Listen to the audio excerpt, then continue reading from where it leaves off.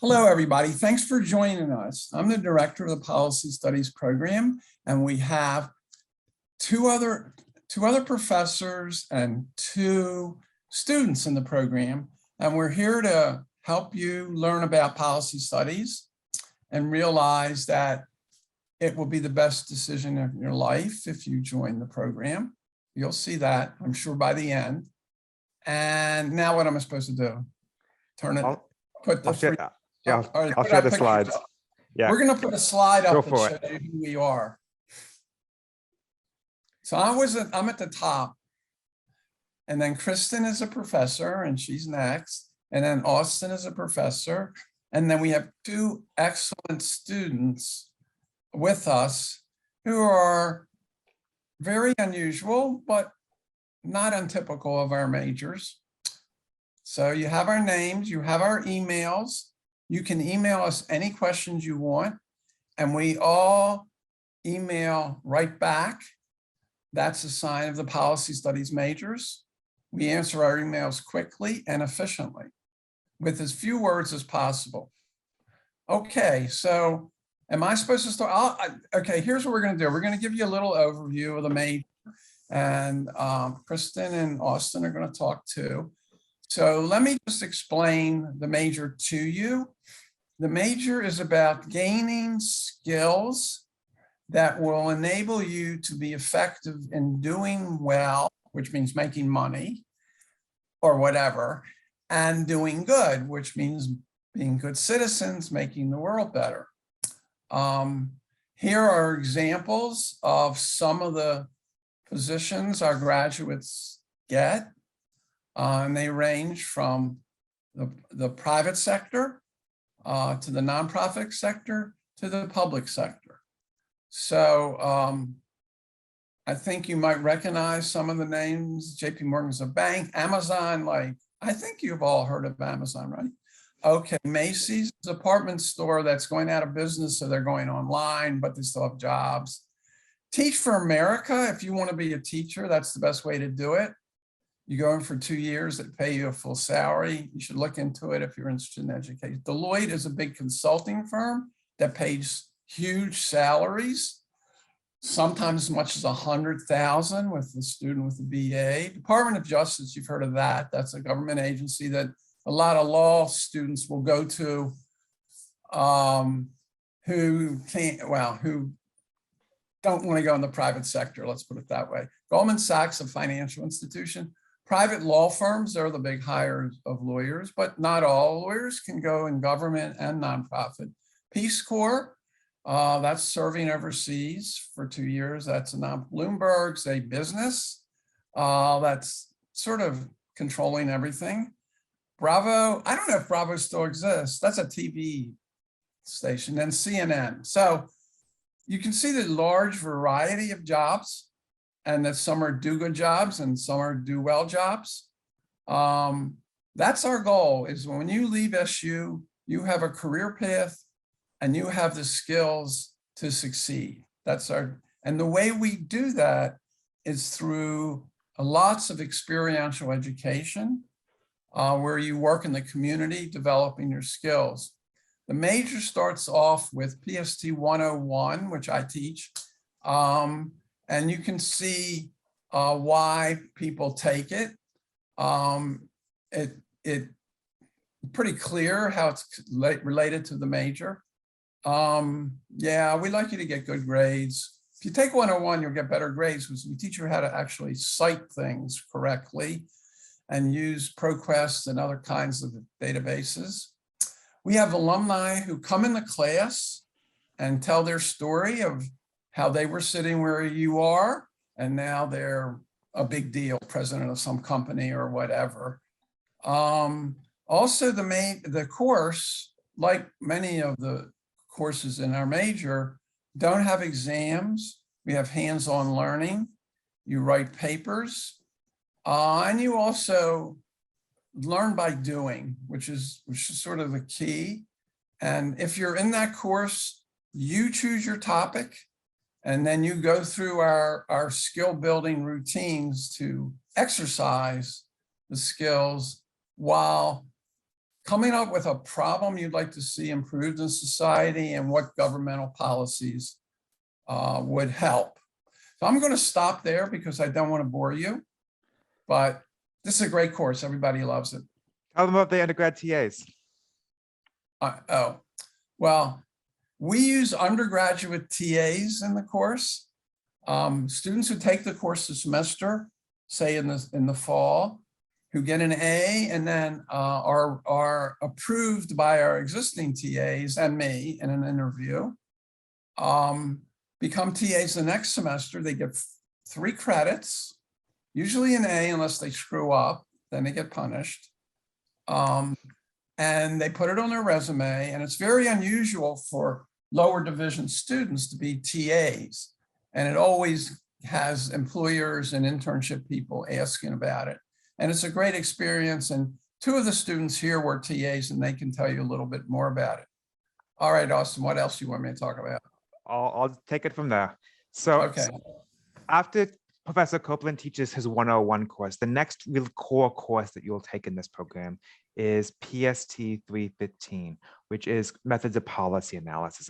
I teach this course, but it's what's more commonly known as the Community Link program. It's something that Professor Copeland started in 1979, and I took over. And it really starts about the course about a month before this course begins. I go out and go find a community clients and see what the needs of the community is to host different data projects. And on the first week of classes, I then match your interests to our community clients, trying to get a project that both you're interested in doing and that you want to take ownership of, and ones that they will help fulfill one of their needs. You meet your clients the second week of classes and chat with them about what you're going to be doing throughout the duration of the semester. Then I lecture on the essential material of what you need to know in order to put a report together for the agency. We run workshops and tutorials and to teach skills, especially in Excel and Word and PowerPoint, in order for you to be able to create presentations or putting your presentation for your client. And then you apply the class material on an as-needed basis to the problems of that agency in order to come up with findings, and then you present those findings to a client. This is an incredibly unique program. I have not seen anything like this at any other university, where you basically work as a research consultant for an agency, often during your junior year. It's a line that goes on your resume and something that employers allows you to speak about it during job interviews, and shows you that you have the skills you need for your next job as well. So you end up doing about 90 hours of lightly supervised work for the agency, and the clients, the different agents we end up producing a pretty standardized deliverable, but clients end up asking for adjustments, and you end up with something that might be slightly customized to their needs. And so every student always remembers what the Community Link project is. I met students out in Syracuse who were Professor Copeland's students 30 years ago, and they remember who their community client was for the Community Link program because it was one of their first professional experiences. So that's one course that I teach. The next class I teach is PST 367. Smart cities and urban policy. What this class is about, or what is smart cities, it is a combination of technology and urban planning that merge into one. And so I get to talk and teach about what are cities doing in order to embrace and revolutionize the world through the use of technology. So things from blockchain to autonomous vehicles to artificial intelligence. How do all of these play out, not on the national level, but on the local level, where you can make the largest community impact? And so this ends up being a really cool course. And the final course that I end up teaching is PST 410 Advanced Policy Research. So during your time at SU, you'll be asked to take a capstone course, a 410 course, and it could be an internship, it could be a group consulting experience, but what I focus on, and Dara's taking right now, is my Advanced Policy Research course, where we help you write a thesis on a topic of your choosing, and it helps you build the research skills you need for your career and helps you build knowledge in any field that you want to go in. And the projects always vary, and they're always fascinating for even me to learn about from what all of you are passionate about. So like, for example, this semester we have someone studying how the first last mile problem in transportation is being solved. We have someone looking at how pharmaceutical drugs are being regulated. We have Dara who's looking at how different schools teach pretty much the exact same course in order to look at socioeconomic differences. And so you end up getting expertise from each other as well as from your professors in this program. And with that, I'm going to toss it over to Chris. Oh, I don't have Chris's slide. Uh-oh, what happened? That's okay. You have it. That's all right. Go for it. Okay, so my name is Chris Patel, and I actually teach 2 courses that are offered that are outside the core classes. So one of the benefits of this program is that there's a variety of classes that you can take to meet the requirements. So if you're interested in education, then there's courses that can fall, you can do an education as well as they count for policy studies. And Dara, I saw you shaking your head, so Dara can speak to that. In my case, so I teach intelligence analysis, drawing from my experience working at the CIA and in the intelligence community, and teach illicit finance to upper level students for policy studies. There's been a couple of policy studies students who have taken that. And it's basically how do bad guys launder their funds through the financial system, and how do government try to prevent from happening. The one thing about me is that I'm actually a policy studies, was a policy studies major. So I was policy studies and economics. I actually did take 101 and 315 and 410, and went off to grad school, and then went to go work in the intelligence community and in banking and overseas for a while. So my background is really different than like some of the other policy studies majors have done all kinds of really cool things. And I like the program so much that when the offer came in to teach in the program, I jumped at it. And so with that, I'll turn it over to Tara, who actually took my Intel analysis class. So she's taken all of them that we've taught. Dara? Yeah, that's actually funny. I didn't realize that I've taken all of the classes that are being shown in this presentation. I took 101 with Copeland, I took 315 and 410 with Swick, and I took 300 with Professor Patel. So that's kind of fun. I can talk about all of those in more depth if you're curious what it's like to take them. But again, these are like some of my, I'm not saying this to sell you, but they're my favorite classes that I've taken in college. One of my favorite things about specifically like the core classes in policy studies is that you're never really told what you have to write about. So for example, in 101, you have to write 5 big papers basically, but you're never told what you need to write them about. So I'm really passionate about education policy and reform, and all my papers were about education policy and reform. So when you're doing assignments, it's about stuff you care about. In 315, my community placement was the Salvation Army, and I was looking at an annual report of their domestic abuse clients. Again, that was something that I was really interested in. And so although I was doing assignments, it didn't feel as terrible because I was doing things that I really cared about and that I thought were really cool.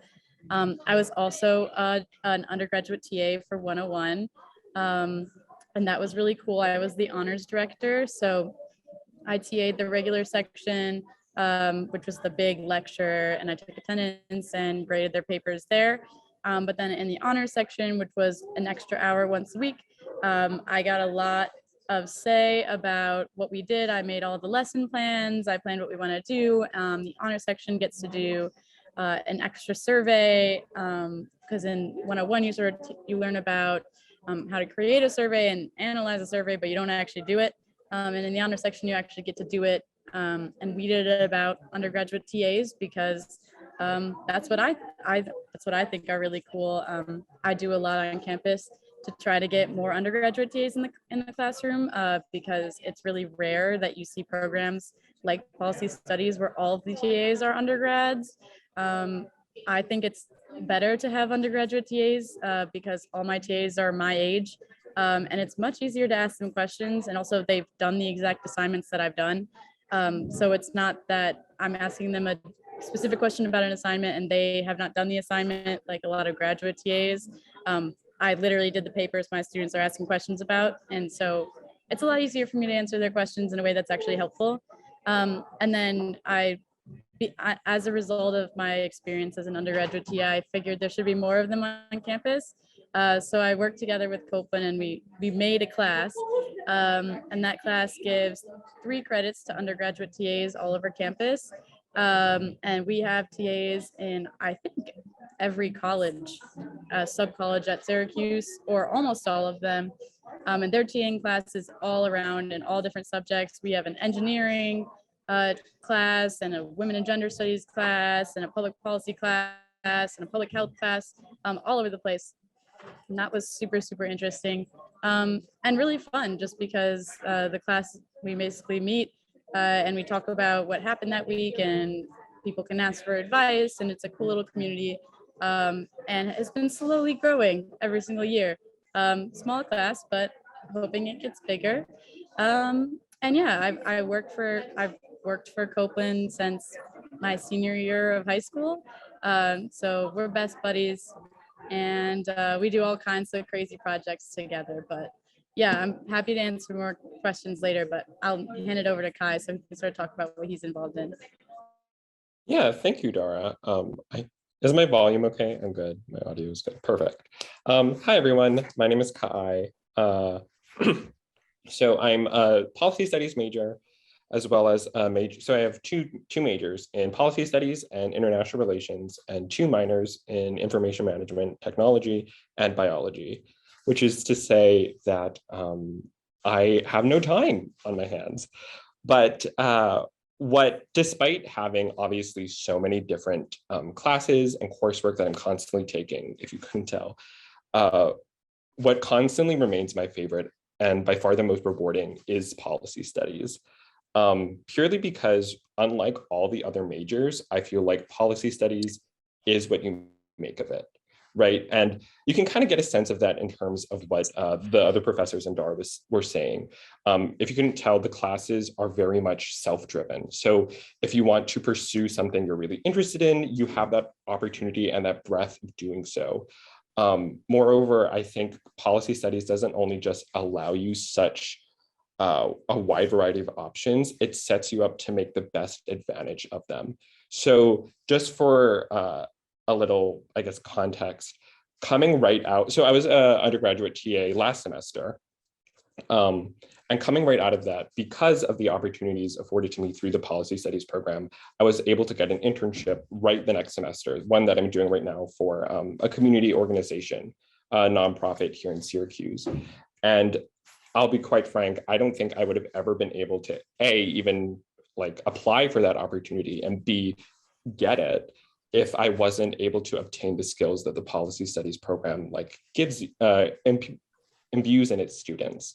And to me, that's definitely the most crucial part of this whole program, is that not only are we allowing students the opportunity to chase their version of success, but we do so in a way that ensures that they're going to have the best opportunity to do so. And I think it's just a really powerful tool to give a lot of students who are 18, 19 years old, some of whom don't know what to do. You have that room to explore, and you have a bit of a safety net knowing that you have such a wide community who are capable and willing to help you and have such experiences that they want to share with you. So yeah, I think policy studies is definitely the most rewarding thing. And I want to echo what Dara has been saying, that for me, being an undergraduate TA is definitely the most rewarding part of all of that, just because it's kind of special, right? To have someone like look at you as a 18, 19-year-old and say, yeah, I think you're capable of teaching others.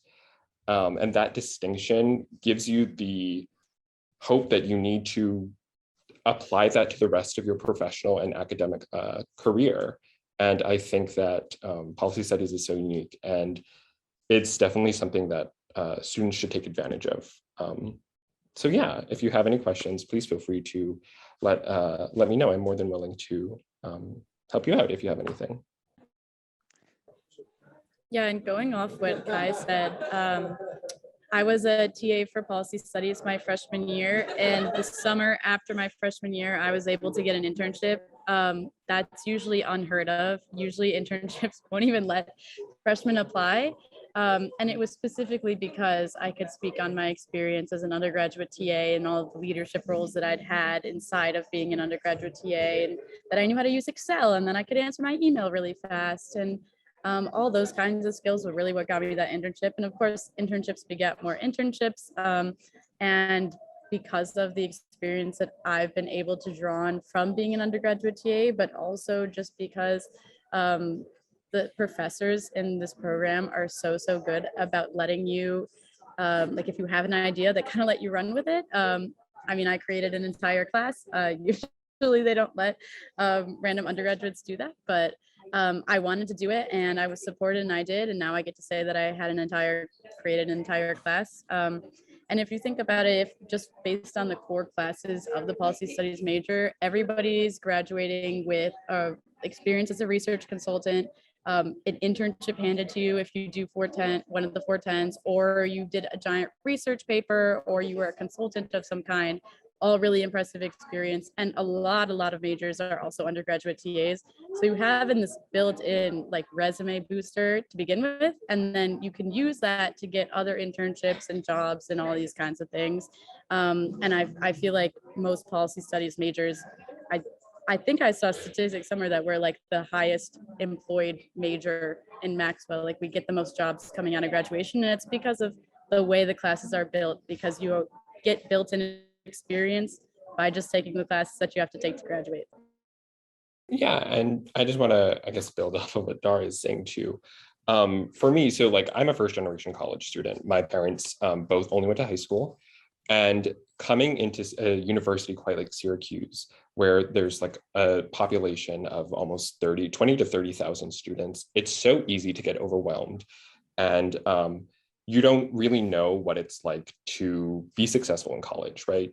It's one thing to come from high school where you know you have to like get good grades, do extracurriculars, but you don't really know how to, in college at least, apply that to then set you up for a job right out of college, or even some financial security. But like Dara is saying, by far to me, the most effective thing that policy studies has to offer is that it provides this sort of pipeline almost to whatever job you're looking for. And again, there's this wide breadth and wide array of choices that you have. Like we said on the slide earlier, there's Amazon, there's CNN, there's Teach for America, there's Deloitte. And there are so many opportunities that policy studies quite literally hands to you. And as someone who would have never been able to access these things otherwise, I don't want to be like, I'm so grateful, like this is the best thing ever. But it really did help me in terms of understanding what I can do in order to be successful and accomplish the dreams that I set for myself. So yeah, I think it's a really, really great opportunity. All of you are here for a reason. You came to this meeting because I'm sure you're interested in policy studies, you're interested in SU. So what do you want to know? We're here to answer your questions.